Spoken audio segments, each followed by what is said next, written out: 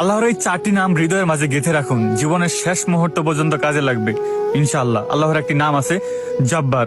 আপনি যদি ভিতর থেকে অনেক কষ্ট পান, হৃদয়টা যদি ভেঙে যায়, তাহলে পড়ুন ইয়া জব্বারু। এর মানে হলো, হে ভাঙা হৃদয় জোড়া লাগানোর রব, আপনি আমার হৃদয়টা জোড়া লাগিয়ে দিন। আপনার যদি রিজিকের প্রয়োজন হয়, তাহলে আল্লাহর এই নামটি পড়ুন ইয়া রাজ্জাকু। এর মানে হলো, হে রিজিক দাতা রব, আপনি আমার রিজিকের দরজা খুলে দিন। আপনি যদি ভীষণ হতাশে থাকেন, একটার পর একটা টেনশন আপনার পিছিয়ে লেগেই থাকে, সারাক্ষণ আপনি একটা ডিপ্রেশনের মধ্যে থাকেন, তাহলে আপনি আল্লাহর এই নামটি পড়তে পারেন ইয়া সালামু। এর মানে হলো, হে শান্তির মালিক, আপনি আমার মনে শান্তি দিন।